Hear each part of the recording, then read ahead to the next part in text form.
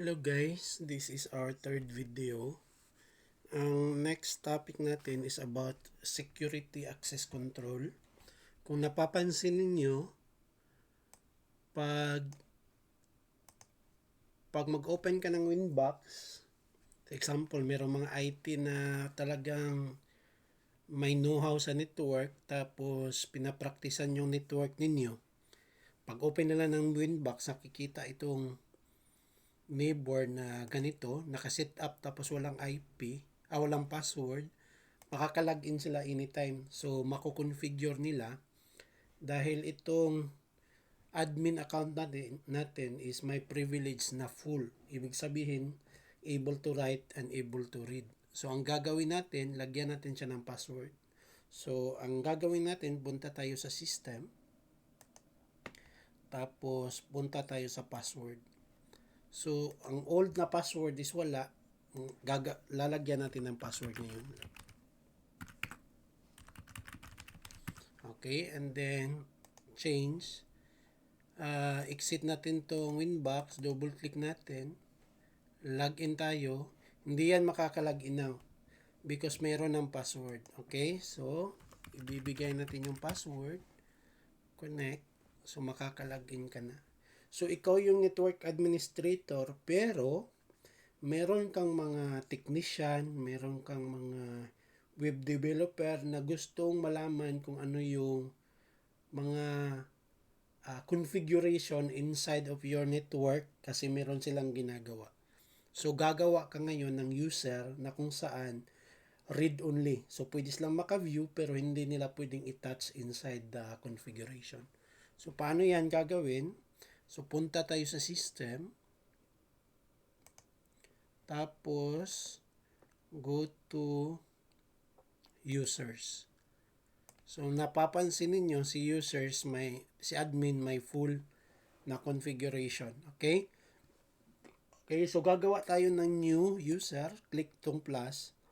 Tapos lalagay tayo ng name.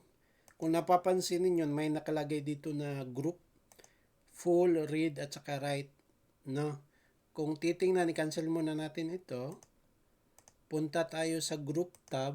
Mapapansin niyo dito sa group tab, dito may explanation, no?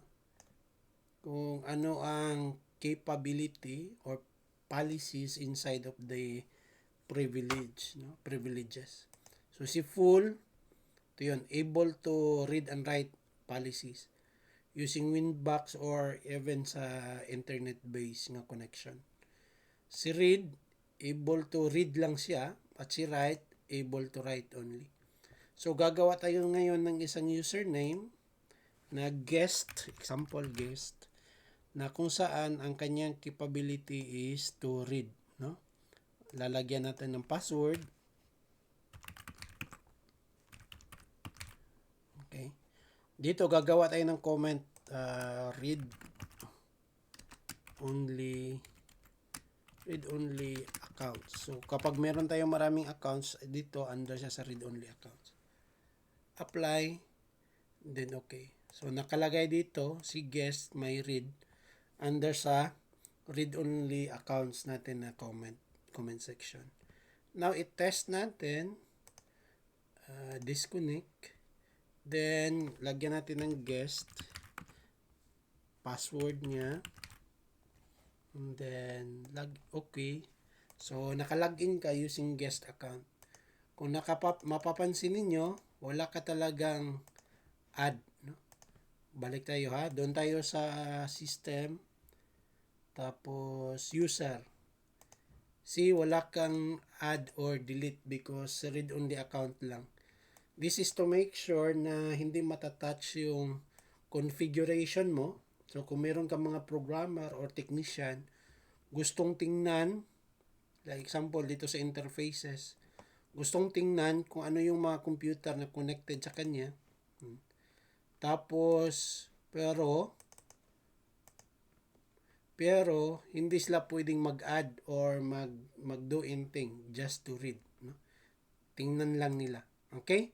So this is just a simple video on how to make sure that your configuration is secure. this is about access control. Okay, that's all. Don't forget to subscribe to be updated to the next video.